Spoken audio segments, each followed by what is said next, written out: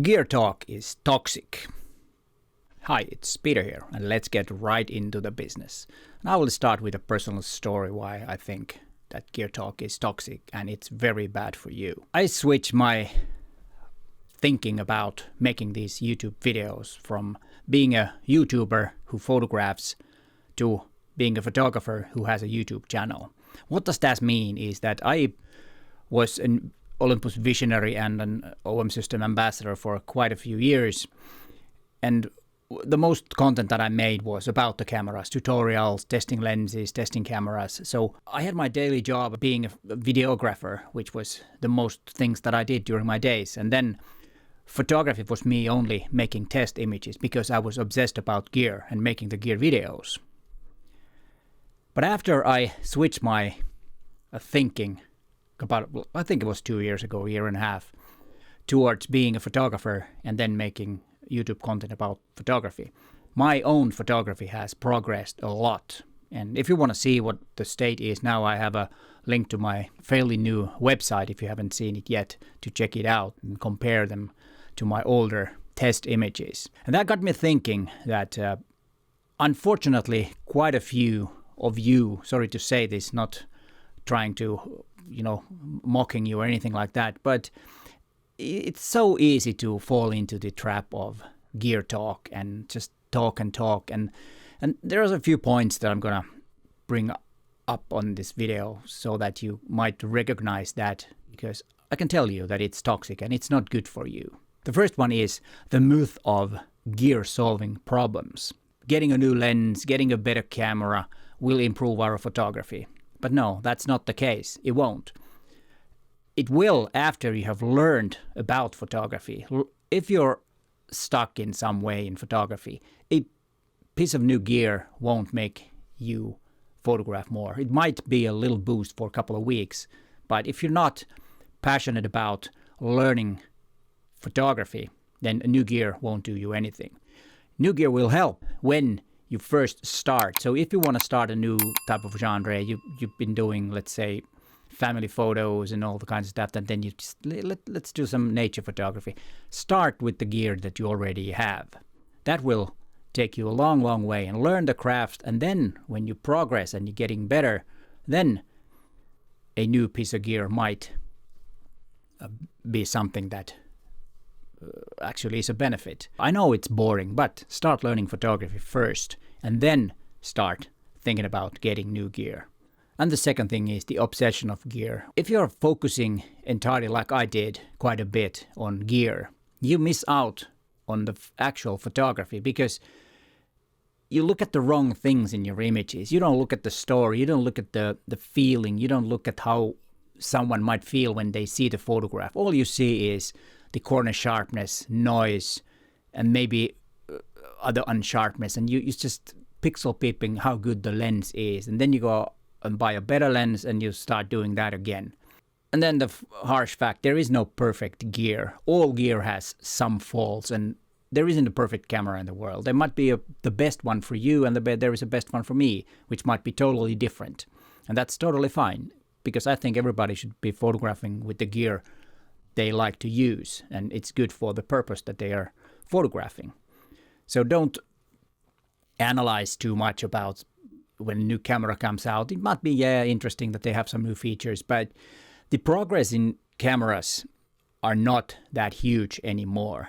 It used to be way back when digital was new that like I had to invest a new camera every year because it was that much better. You had more megapixels, better sensors and all that. But nowadays, I don't think it is. Any camera that dates back to 10, almost maybe even some back to 15 years are totally fine for most of us. For example, I use Ricoh GR3X. That technology is from 2018. That's almost 7 years old, and it wasn't brand new technology when it was launched. And it works totally fine for me. And I also have a new camera, which is the XM5. I've been getting asked a lot why me as a professional photographer buy an entry-level camera. Well, because I think it works the best for me. I don't care what others think about my camera. I care what they think about my images. If my images are not good enough, that's a different thing. But if they say that my camera isn't good enough, that's total bull. It is. So don't try to get the newest gear all the time, because it won't get you any better. And then the one thing is the comparison trap, which is part of what I was talking about, the XM5, for example. People compare. They have this huge, bulky camera, full frame and everything, the best lens ever, like $7,000, and still they can't make a decent shot. Well, it's because it's probably a wrong camera for them. They just bought it because they thought that they need it. And some people do. And if you can afford it, just by all means. But don't think that you will be a better photographer if you buy that camera. You might be, but in most cases, you won't. You might get technically better photographs. There might be more keepers, which of course could be something that you're aiming for. But learning the craft is the thing you need to do. You know, the fear of missing out, that you think that you need all those features, is another trap. And that can lead to just excessive spending on camera gear, which is something that I don't really understand. The older I've gotten, the less gear I know I need. And I have probably the least amount of gear at the moment in my whole career. Of course, when I started out, I did have less gear because I just couldn't afford it. Then I started to building up the gear. But now I'm, and most of my lenses are in that cabinet back there, unused. I just need them because I do some professional work. I just in case I need them.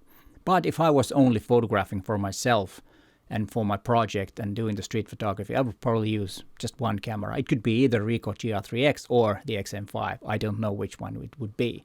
Most likely it's the Ricoh, because that's the one that I had first. Don't feel the FOMO. It's bad for you. And I do have a video about it over there if you want to watch that. And then there is toxic behavior in gear communities. And this is something that I've looked into lately, because I still have a cast on my leg and been, spending a lot of time on the internet. And I went back to a old Finnish photographic forum, which I used to be quite active like 20 years ago.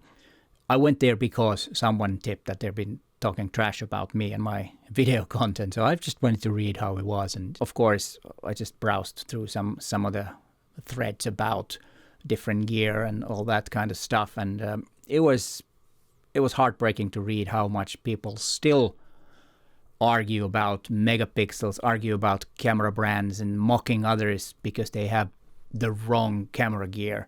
And the same goes with the YouTube comments. Even though I have always had really nice commenting on my videos, very, very little trash.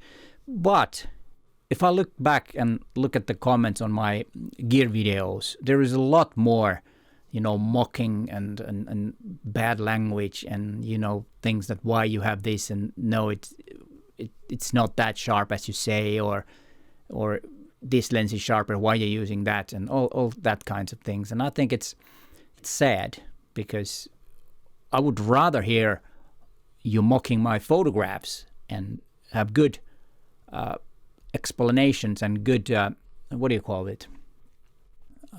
good reasoning why you don't like some of my photographs. That would make a conversation. But mocking that why you're using that lens, or that lens is no good, it's too expensive or too cheap, or it's this and that, doesn't take us anywhere. It's just waste of time. So if you want to mock what you haven't so far that much, but if you want to give me criticize my photographs, and that's a lot more beneficial for you too. Then you learn if you need to really explain why something is wrong in my photographs. That will make you a better photographer if you really need to think about that. And then how to get a healthier approach to gear.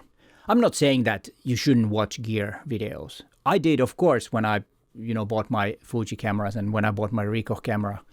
Of course, I did watch a lot of tutorials how to use the camera, because then I can learn it a lot faster. But after that, I haven't really watched that many gear videos, because it doesn't interest me. I don't really care what others think about cameras. But when I'm buying something, of course I watch them, and of course if I have something to tutorials and stuff like that, that's of course very beneficial. I'm not saying, because my channel wouldn't be where it is without the gear videos that I made. It was nice growth, but of course the last year was one of the biggest growth in my channel, and I did very little gear videos. So I'm happy that photography videos are also something that you guys want to watch, and thank you for that very much. You appreciate that, and that's also that you're on the right path of becoming a better photographer, which is of course the whole purpose of my channel. And as I said at the earlier part of this video, that if you want some new gear, learn the craft first, and then you know better what gear you need. And don't spend too much on the gear. It's just, you know, it won't make you any better if you buy the professional camera, or if you buy an entry-level camera. It doesn't really, the compositions are still the same, the stories are still the same. Of course, there might be some differences in certain areas, extreme areas, like birds in flight, stuff in special things.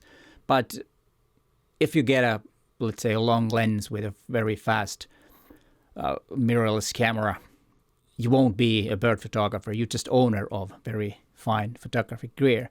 You become a bird photographer by knowing the birds, knowing the craft in that sense, knowing nature, knowing how to move there and all that kind of stuff. Then the same applies to street photography. You need to know the way, the behavior, how to capture the images, and then you can start building up from that. You should concentrate on the gear that you have, learn that, and go out and photograph whatever you like to photograph. That's the way to learn. And also, when you learn that, you start feeling a lot better, because I know that if you fall into the trap of mocking others and stuff like that, it won't be healthy for you either. But I hope you're not offended of this little rant. I haven't made these type of videos that many, but I think it was time. And here is some more content about photography if you want to be a better photographer. But hey, thanks for watching, and bye for now.